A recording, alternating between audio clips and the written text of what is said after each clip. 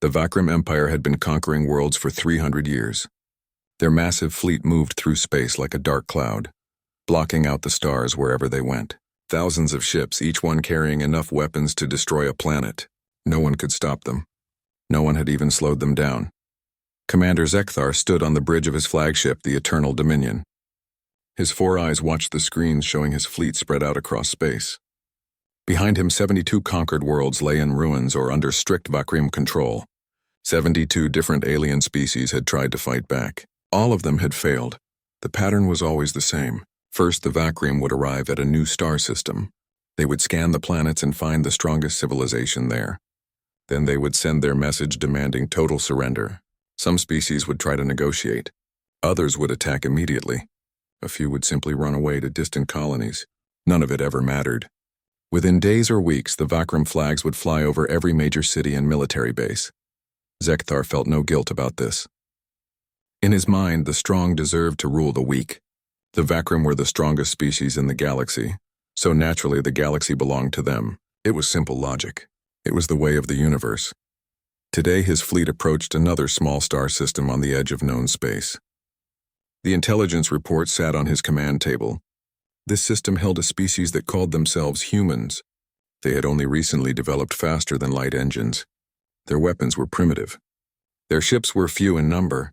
Their planets were poorly defended. "This will be easy," said his second officer, a young warrior named Dralvik. "Perhaps we can conquer them in a single day." Zekthar nodded slowly. He had thought the same thing. The humans had 8 major colonies and 1 homeworld called Earth. Their total military fleet numbered maybe 500 ships, and most of those were cargo vessels hastily fitted with weapons. Against the Vakrim armada of 3,000 warships, they stood no chance at all. "Send the advance scouts," Zekthar ordered. "I want full sensor readings of their defenses before we enter their space." The scout ships jumped ahead, their faster engines allowing them to reach human territory within hours. They returned with exactly the information Zekthar expected. The humans had pulled most of their fleet back to defend Earth. Their outer colonies had minimal protection. Some had already been evacuated. The humans knew the Vakrim were coming and they were terrified. Perfect. Zekthar gave the order, and the Vakrim fleet moved forward. They crossed into human space like an incoming tide, unstoppable and overwhelming. As they approached the first human colony, Zekthar activated the communication system. His message would be broadcast to every human ship and planet in the system. "People of Earth," his voice boomed through the transmission. "I am Commander Zekthar of the Vakrim Empire.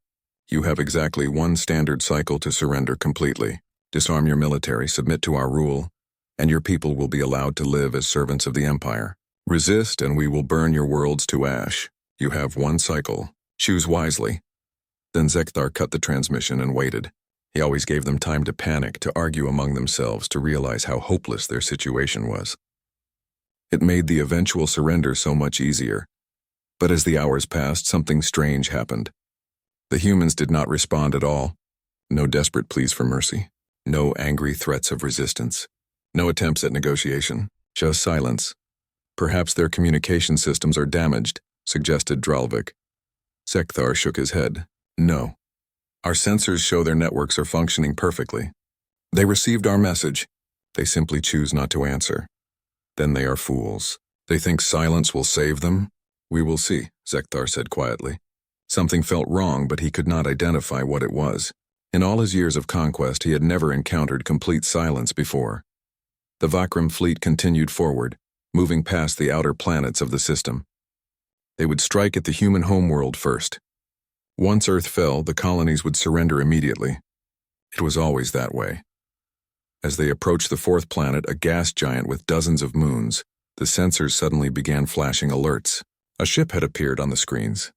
Just 1 ship, emerging from behind the planet where it had been hiding. Zekthar leaned forward, studying the readings. The ship was smaller than his destroyers. Its hull showed signs of heavy battle damage, old scars that had been repaired many times. The ship's weapons were active, shields were raised, and it was moving directly toward his fleet. "1 ship?" Dralvik laughed.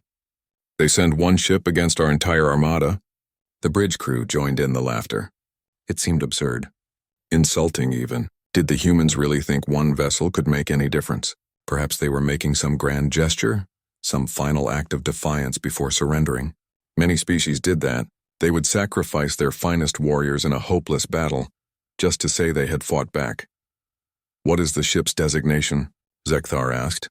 The communications officer checked the readings. "They are broadcasting their identity, Commander.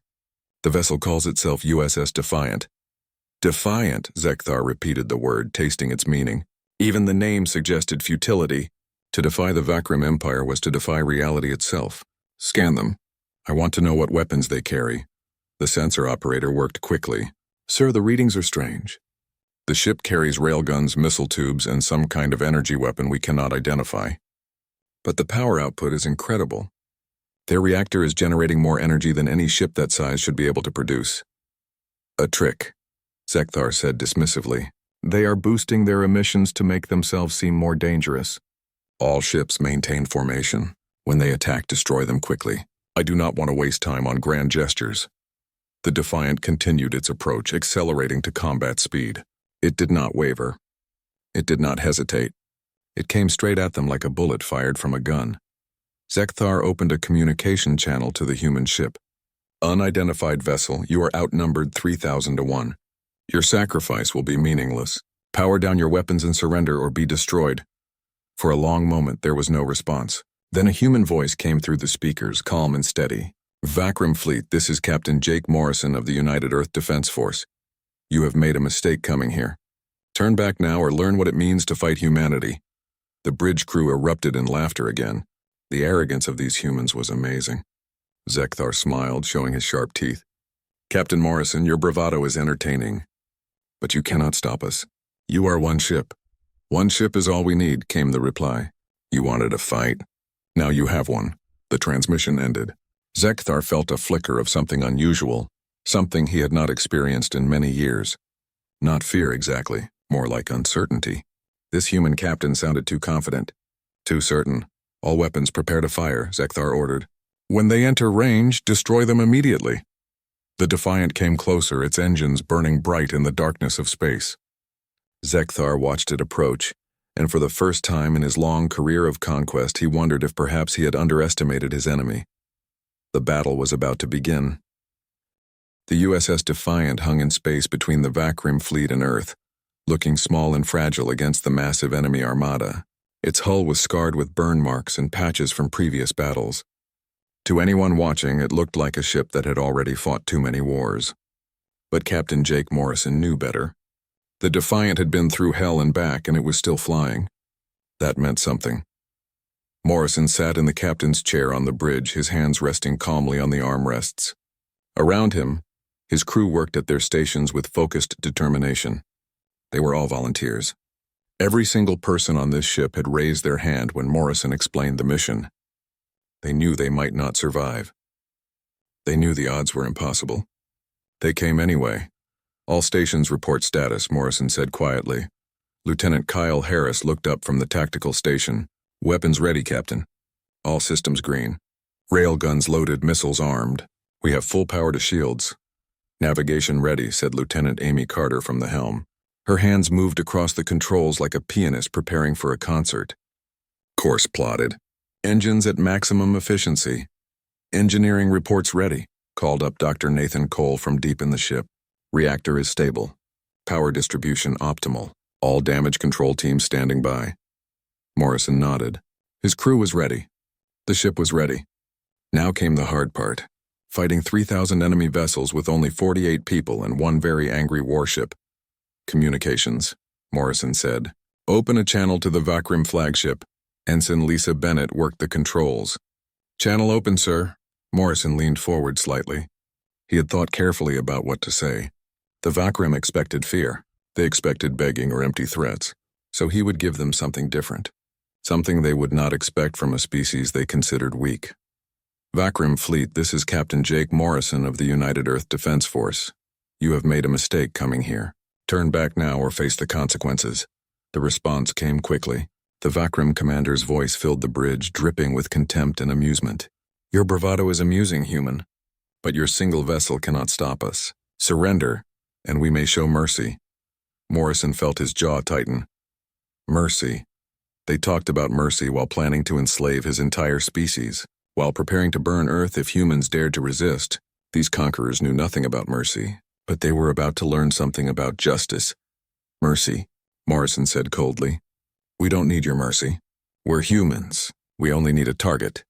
He cut the transmission before the Vakrim could respond. Morrison stood up from his chair and looked around the bridge at his crew. They were young, most of them. Too young to have seen the wars Earth fought against itself before reaching the stars. But they had trained hard. They were smart, brave, and angry at the thought of Earth in chains. Listen to me, Morrison said. Every second we keep them busy is another second for the home fleet to prepare. Every ship we damage is one less ship threatening Earth. We are not here to win this fight. We are here to make them bleed. We are here to show them that humans do not surrender. Can you do that? Yes, sir, came the unified response. Harris, activate the Phoenix Protocol. Harris's fingers flew across his console. Phoenix Protocol activated, Captain. All systems charging. Quantum processors online. Weapons synchronized with navigation. We are ready for combat. The Phoenix Protocol was humanity's secret weapon, developed in the desperate years after first contact with hostile alien species. It linked the ship's weapons, shields, navigation, and sensors through quantum computers that could process battlefield information faster than any enemy could react. The AI did not control the ship, but it gave the crew superhuman reflexes and coordination. Every shot would be perfectly aimed. Every evasion would be precisely timed. The Defiant would fight like a living thing. Morrison sat back down. Carter, take us in. Let's say hello. The Defiant surged forward, its engines flaring bright blue. The acceleration pushed everyone back in their seats as the ship rocketed toward the Vakrim fleet at speeds that should have been impossible for a vessel its size. On the Vakrim flagship, Commander Zekthar watched the human ship approach with a mixture of irritation and curiosity. The ship was fast, he would give them that. But speed alone would not save them. All forward batteries, prepare to fire, Zekthar ordered. Target the human ship. Destroy it. Dozens of Vakrim destroyers and cruisers turned their weapons toward the Defiant. Energy cannons charged with power that could vaporize mountains. Plasma torpedo tubes loaded and locked on target. When they fired, the Defiant would cease to exist. They are charging weapons, Harris reported calmly. Multiple target locks detected. They really want us dead, Captain. Can't imagine why, Morrison said dryly. Carter, evasive pattern alpha. Let's see how good their targeting systems are. Carter's hands moved and the Defiant twisted in space. The ship rolled, dove, and spiraled in movements that seemed to defy the laws of physics. The first wave of Vakrim fire lit up the void where the Defiant had been microseconds before. Not a single shot hit its target. Remarkable, breathed Zekthar, watching his tactical display. How did they avoid that? Reacquiring target, his weapons officer reported. Firing again. The second wave of fire met the same result. The Defiant danced between the shots like a fighter dodging punches. Carter was grinning now, her earlier nervousness replaced with fierce joy. This was what she had trained for her entire life. This was what the Defiant was built to do. Returning fire, Harris announced. Guns free. The Defiant's railguns spoke with thunder. Tungsten slugs, each one weighing several tons, shot out of the barrels at tremendous speed. They were not energy weapons that shields could deflect. They were solid metal moving at a fraction of light speed, and when they hit hard. The nearest Vakrim destroyer never saw it coming. The first slug punched through its shield like it was not even there, tore through the hull and exploded out the other side. The second and third slugs followed, ripping the ship apart from the inside. Within seconds, the destroyer was breaking into pieces, its reactor going critical. Direct hit, Harris reported. Target destroyed. Morrison allowed himself a small smile. Good shooting. Pick your next target. Let's keep moving. The Defiant streaked through the Vakrim formation, firing as it went. Every shot was perfectly aimed. Every movement was precisely calculated. The quantum computers predicted enemy fire patterns and fed the data to Carter's navigation console, allowing her to move the ship exactly where it needed to be. But the Vakrim were not helpless. They had fought and won hundreds of battles.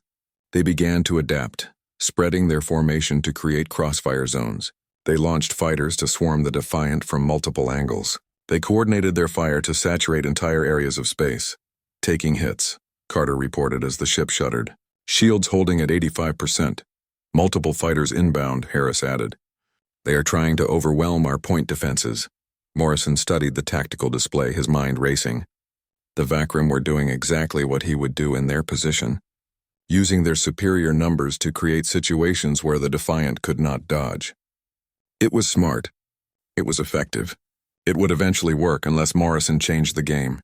Harris, load missile tubes. Full spread. I want a firing solution on their command ship. Sir? Harris looked uncertain. The flagship is in the center of their formation. We would have to fly through the entire fleet to hit it. I know, Morrison said calmly. That is exactly what we are going to do. Carter plot a course straight through them. Maximum speed. Carter turned in her seat. Captain, that is suicide. Morrison met her eyes. Maybe. Or maybe they will hesitate to shoot when we are surrounded by their own ships.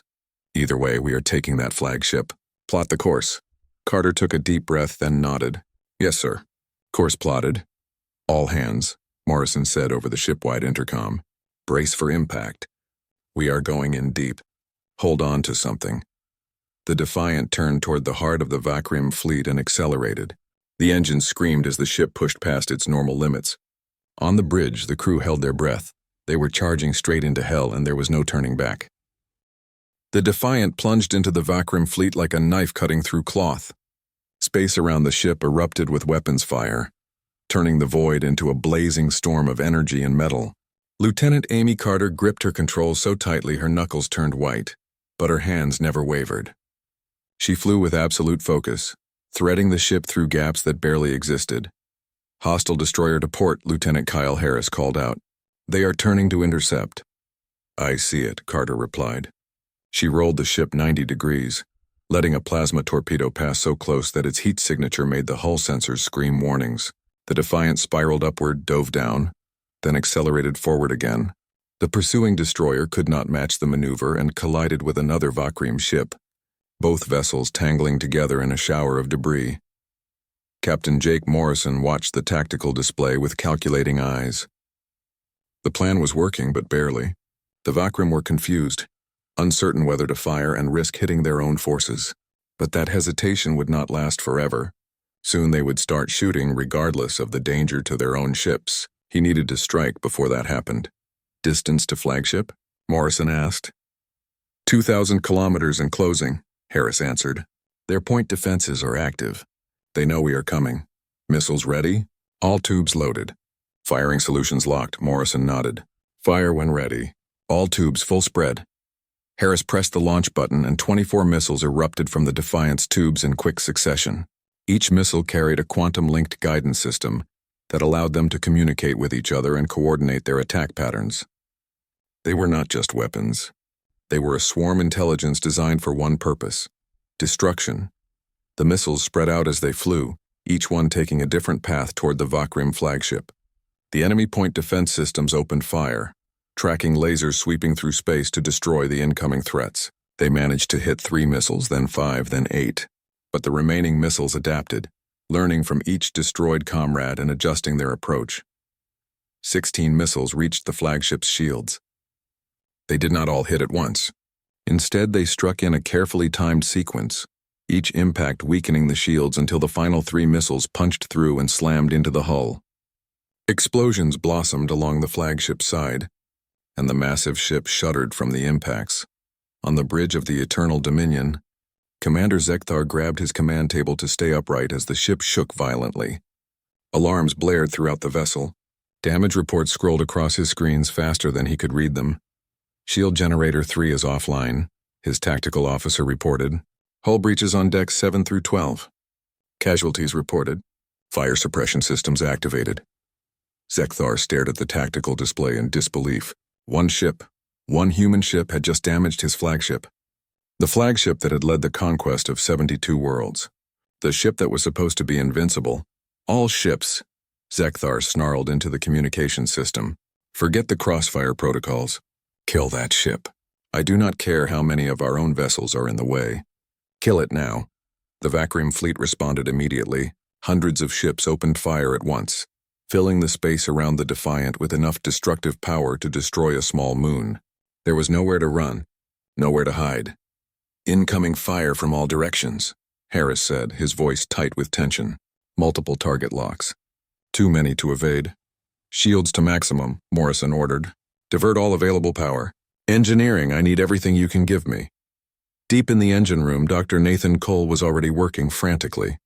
Diverting power from life support, gravity generators, and non-essential systems. Shields now at 120% of normal capacity. But Captain, we cannot maintain this for long. The generators are overheating. Just keep them up as long as you can, Morrison replied. The first wave of fire hit like a hammer.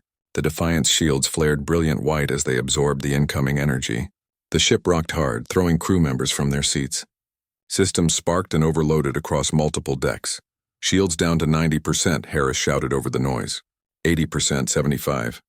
Carter, get us out of the kill zone, Morrison commanded. Carter's hands flew across the controls, but there was no kill zone to escape. They were surrounded. Every direction was full of enemy ships and weapons fire. She did what she could, constantly moving the ship to spread the damage across the shields, but it was like trying to dodge rain in a hurricane. Another hit. The ship lurched hard to starboard. Lights flickered across the bridge. Shields at 60%, Harris reported. Port armor is taking direct hits. Hull integrity at 85% and falling. Morrison gripped his armrests. They had hurt the Vakram, but now the enemy was responding with everything they had. The Defiant was tough, but it could not survive this level of punishment indefinitely. He needed to change tactics again, find some weakness to exploit. Then he saw it on the tactical display. The Vakram ships were so focused on the Defiant that they had pulled together into a tighter formation, all trying to get clear shots at the human vessel. They were packed close, their ships nearly touching in some places. Harris, Morrison said suddenly, do we still have the plasma charges? Harris checked his weapons inventory. Yes, sir. 4 charges remaining. But those are short-range weapons. We would have to get very close to the enemy to use them effectively. We are already very close, Morrison pointed out. Load all 4 charges. Set them to detonate on proximity triggers. Understanding dawned in Harris's eyes. Yes, sir. Loading now. The plasma charges were experimental weapons, designed to release bursts of superheated plasma that would cascade from ship to ship in close quarters. They were dangerous to use because the Defiant would have to be near the blast zone. But desperate times called for desperate measures. Charges loaded, Harris confirmed. Carter, take us into the thickest part of their formation. I want us surrounded by as many enemy ships as possible. Carter did not question the order. She simply obeyed, guiding the Defiant deeper into the Vakram fleet. The enemy ships, thinking the humans were making a mistake, tightened their formation even more to trap the human vessel. Deploy charges, Morrison ordered. The 4 plasma charges dropped from the Defiant's belly and floated in space for just a moment. Then they detonated simultaneously. Balls of white-hot plasma expanded outward in all directions, engulfing the nearby Vakram ships. The plasma did not just damage the vessels. It jumped from ship to ship like lightning, following the electrical systems and power conduits. 12 Vakram ships died in an instant, their hulls melting under the intense heat. 8 more were crippled, their systems fried and power cores failing. The neat formation dissolved into chaos as ships tried to escape the plasma storm or help their damaged comrades. Now, Carter, Morrison said, full power to engines. Get us clear. The Defiant shot forward through the gap created by the destroyed ships accelerating away from the fleet. Behind them, the Vakram formation was a mess of damaged vessels and panicked communications. Damage report, Morrison called out. Shields at 40%, Harris reported. Multiple systems damaged but still functional. Hull breaches on decks 3 and 5. But the emergency bulkheads are holding. We have casualties. Medical teams responding. Lieutenant Katie Ross's voice came through from damage control. Captain, we have 5 injured crew members. None critical, but they need medical attention. Also, the port railgun is offline. Cooling system failed. Morrison absorbed the information quickly. They were hurt, but still in the fight. Acknowledged. Medical teams, do what you can. Engineering, how is the reactor? Cole's stressed voice responded. Reactor is stable but running hot. We are at 80% capacity. Weapon systems need time to cool down or we risk permanent damage. I need at least 10 minutes, Captain. 10 minutes. In the middle of a battle, 10 minutes might as well be 10 hours. But Morrison did not have a choice. If they pushed the weapons too hard, they would fail completely. All right, people, Morrison said. We are going to play it smart for a bit. Carter, keep us moving. Stay at maximum range. Harris, switch to long-range attacks only. Conserve our remaining weapons. We are going to make them chase us. The Defiant moved away from the main Vakrim fleet, firing occasional shots to keep the enemy's attention. The Vakrim ships followed, angry and determined to destroy the ship that had humiliated them. But they were cautious now, maintaining distance and coordinating their movements better. Zekthar watched the human ship retreat and felt something he had not experienced in decades: respect. These humans fought with courage and cleverness. They refused to surrender even when facing impossible odds. In another situation, he might have admired them, but admiration would not stop his conquest. The Vakrim Empire did not forgive defiance. The humans would pay for every Vakrim ship they destroyed. Their homeworld would burn as a lesson to the galaxy. Pursue them, Zekthar ordered coldly, but maintain formation. No more mistakes. We will wear them down and destroy them properly. The battle had been raging for 3 hours. 3 hours of constant movement, endless evasion, and desperate fighting. The USS Defiant was showing the strain. Scorch marks covered its hull. Armor plating hung loose in several places. One of its main engines flickered intermittently, damaged but still somehow working. Inside the ship, the crew was exhausted but refused to quit. Captain Jake Morrison studied the tactical display through tired eyes. His uniform was stained with sweat and blood from a cut on his forehead, where he had been thrown against his console during an earlier impact. Around him, his bridge crew looked equally worn, but they were still fighting, still holding the line. Status, Morrison said. Lieutenant Kyle Harris checked his screens. We have destroyed or disabled 41 Vakrim vessels. Another 17 are damaged but still combat capable. However, our ammunition is running low. We are down to 30% on railgun slugs. Missiles are at 20%. Energy reserves for the beam weapons are nearly depleted. Shield status? Shields are holding at 25%. We have taken significant hull damage across multiple decks. Decks 3, 5, and 7 have been sealed off due to hull breaches. We have 12 crew members in medical bay with various injuries. None life-threatening, but they are out of the fight. Morrison did the math in his head. They had started with 48 crew members. 12 were injured. That left 36 people running a ship that normally needed a full crew of 50. Everyone was pulling double duty, working stations while exhausted and scared. But they were still here. Still fighting. Engineering, Morrison said into the intercom. Cole, what is your status down there? Dr. Nathan Cole's voice came back strained and tired. Main reactor is holding steady, but we are running on backup cooling systems. The primary system took damage 2 hours ago. If the backup fails, we will have to shut down the reactor or risk a meltdown. Engines are at 60% efficiency. That damaged engine I mentioned earlier is being held together by emergency repairs and prayer. I cannot guarantee it will keep working. Morrison nodded, though Cole could not see him. Keep it together as long as you can. We are not done yet. Understood, Captain. We will hold. Lieutenant Amy Carter suddenly called out from the helm. Captain, the Vakrim are changing formation. They are splitting into 3 groups. Looks like they are trying to surround us. Morrison leaned forward, studying the enemy movements. Commander Zekthar was done being cautious. The Vakrim were moving to trap the Defiant between 3 smaller fleets, cutting off all escape routes. It was a smart move. If they succeeded, the Defiant would have nowhere to run. How long until they complete the encirclement? Morrison asked. Carter calculated quickly. 8 minutes at current speeds. 8 minutes. Not much time. Morrison's mind raced through options. They could try to break through one of the forming groups, but that would mean flying straight into concentrated fire. They could retreat further, but that would only delay the inevitable. Or they could do something the Vakrim would not expect. Harris, Morrison said slowly, what kind of armaments do we have left for close-quarters combat? Harris frowned, checking his inventory. We have 6 breaching charges designed for boarding actions.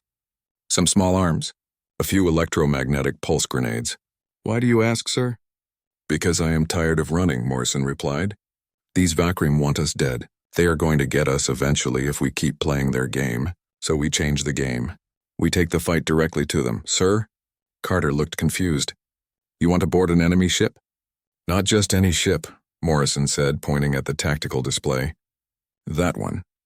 He was pointing at the Vakrim flagship, the Eternal Dominion.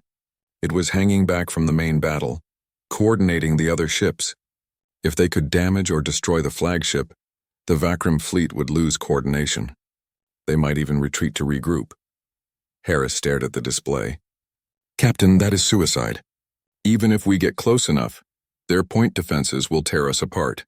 And even if we somehow board them, we would be outnumbered 1,000 to 1. I know the odds, Lieutenant, Morrison said quietly. But sometimes you have to make the enemy think you are crazy enough to try anything. Sometimes that is enough to make them hesitate. The bridge was silent for a moment. Then Carter spoke up. If we are doing this, we need to move now. Before they complete the encirclement, Morrison looked around at his crew. They were tired, wounded, and scared. But they trusted him. They had followed him this far into hell. They would follow him the rest of the way. All right, Morrison said. This is how we do it. Carter, plot a course directly toward the flagship. Maximum speed, no evasion. We are going to make them think we are trying to ram them. A kamikaze run, Carter said softly. Exactly. Harris, I want you to target every weapon we have at that flagship. Fire everything we have left. I want them overwhelmed with targets. Make them think we are throwing everything at them in one last desperate attack. Harris nodded slowly. And while they are focusing on our weapons and our ship, we do what exactly? Morrison smiled grimly. We use the escape pods. We load them with volunteers and breaching charges. When we get close enough, we launch the pods. The pods are too small for their sensors to track during all the chaos. Some of them will get through. Those that do will breach the hull and our people will get inside. And do what? Harris asked. Sir, with respect, even if we get a few people onto that ship, they cannot take it over. There are thousands of Vakram on that vessel. We do not need to take it over, Morrison replied. We just need to cause enough chaos and damage to make them stop coordinating the fleet. Hit their communications, their bridge, their command systems. Make them focus on their own ship instead of hunting us. Lieutenant Katie Ross's voice came through from damage control. Captain, I volunteer to lead the boarding party. I have combat training and I know explosives.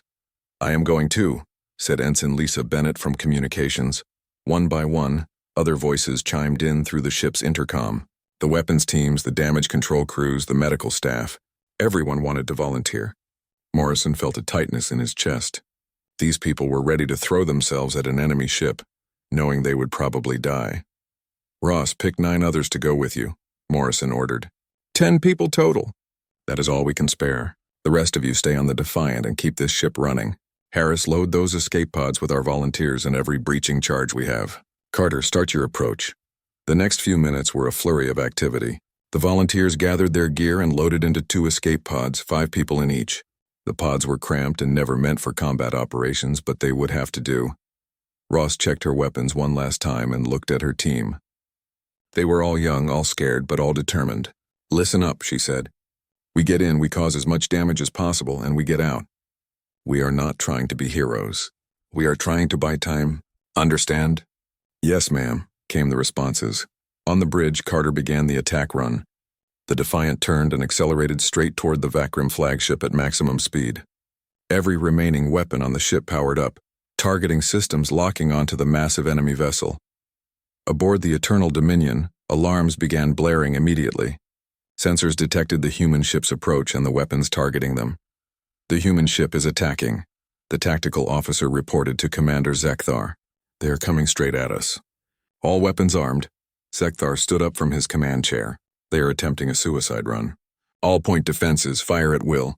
Destroy them before they reach us. The flagship's defensive systems came alive. Dozens of automated turrets tracking the incoming Defiant and opening fire. Energy beams and kinetic rounds filled the space between the 2 ships. On the Defiant's bridge, impacts rocked the ship continuously. Shields failing, Harris reported. Hull breaches on multiple decks. We cannot take much more of this. Distance to launch point? Morrison asked calmly. 500 meters, Carter replied. 400. 300. Launch pods, Morrison ordered. Harris pressed the launch button. 2 escape pods ejected from the Defiant at high speed. Their small thrusters firing to push them away from the ship and toward the flagship. They were tiny compared to the massive vessel, easily lost in the chaos of the battle. Pods away, Harris confirmed. They are approaching the hull. Morrison watched on the display as the tiny pods flew toward the flagship. Some of the Vakram point defense systems tracked them, but most were still focused on the Defiant itself. 3 turrets fired at the pods. One pod took a glancing hit that damaged its thrusters but did not destroy it. Then both pods slammed into the Eternal Dominion's hull. The breaching charges detonated, blowing holes through the thick armor. Before the Vakrim crew could respond, 10 human soldiers poured through the breaches into the enemy ship. The boarding had begun.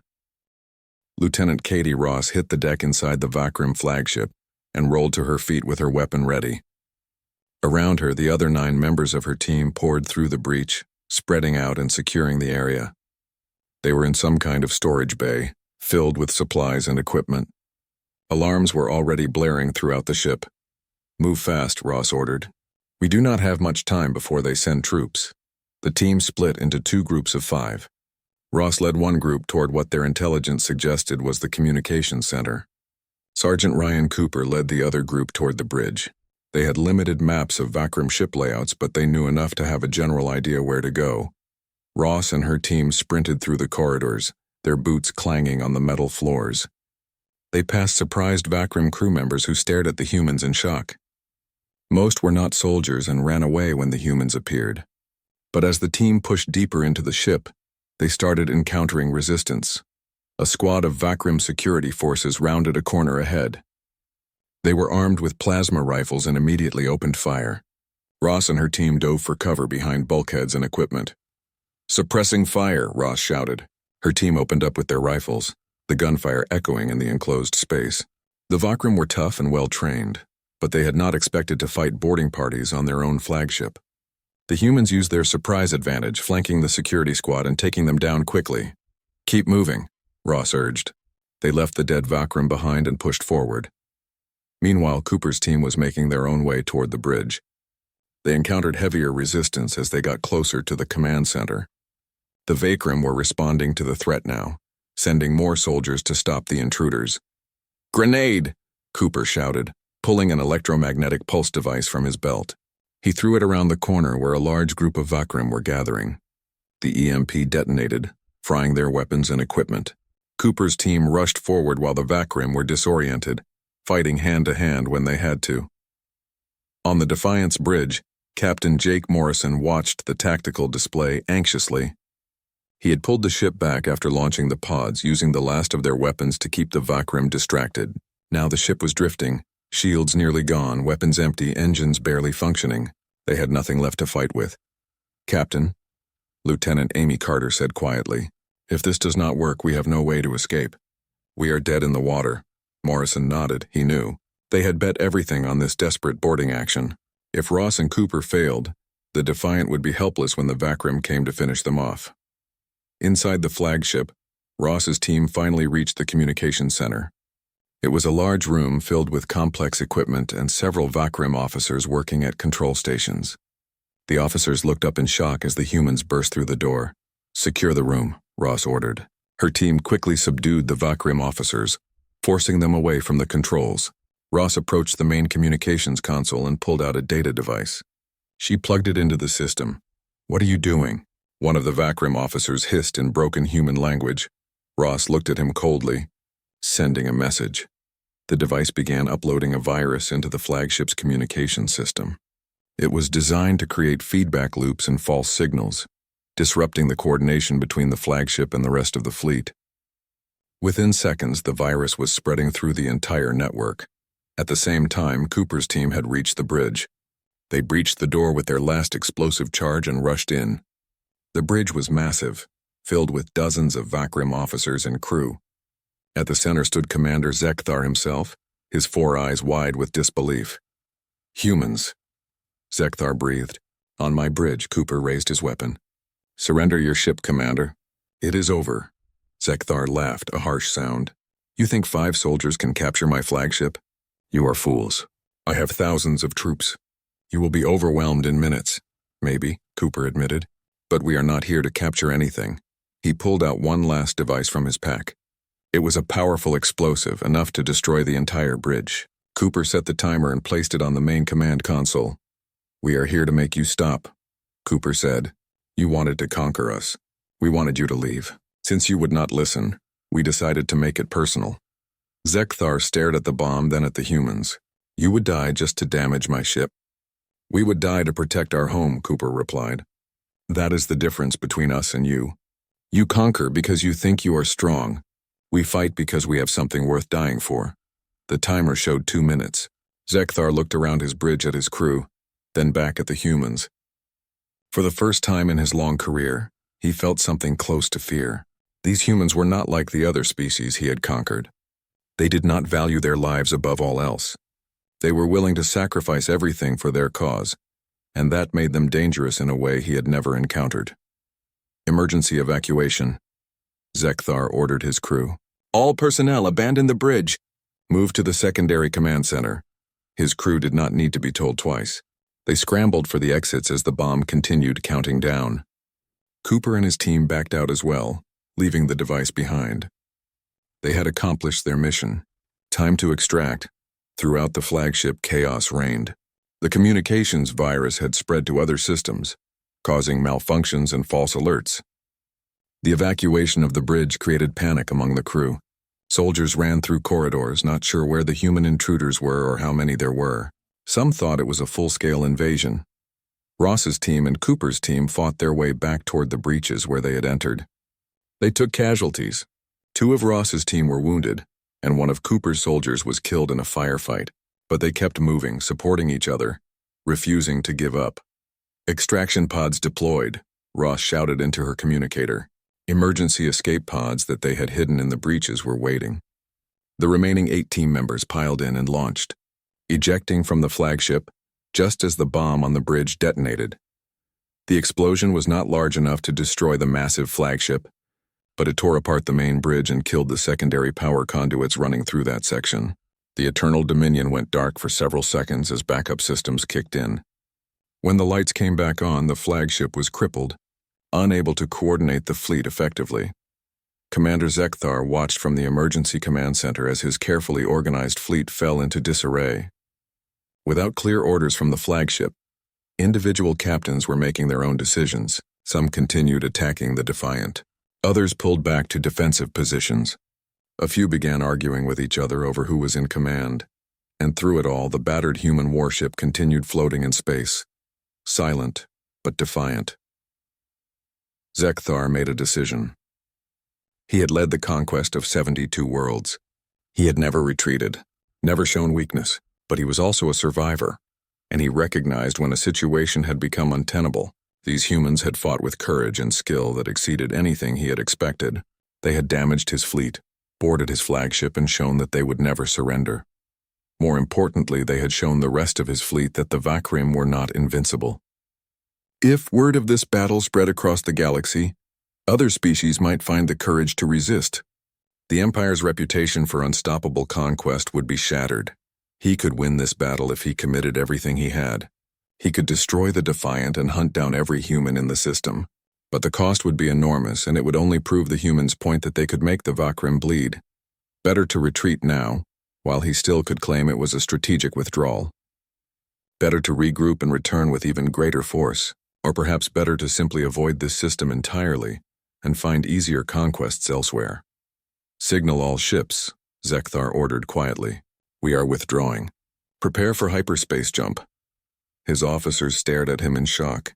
Commander, we can still win this battle. At what cost? Zekthar asked. How many more ships will we lose? How many crew members? All to conquer one stubborn species? He shook his head. No, we withdraw. There are easier targets in the galaxy. On the Defiant, Captain Morrison could hardly believe what he was seeing. The Vakrim ships were powering up their hyperspace drives, preparing to leave. They are retreating, Lieutenant Kyle Harris said in amazement. Captain, the Vakrim are actually retreating. Morrison felt a wave of relief wash over him. They had done it. Against impossible odds, they had forced the Vakrim to withdraw. Earth was safe, at least for now. Open a channel, Morrison ordered. All frequencies. I want them to hear this. Ensign Lisa Bennett worked her controls.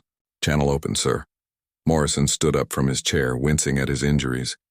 He looked at his exhausted crew, felt the damaged ship around him, and thought about the people who had sacrificed everything to make this moment possible. Then he spoke, his voice carrying across space to every Vakrim ship in the system. Remember this day. Remember that humanity does not yield. We do not surrender.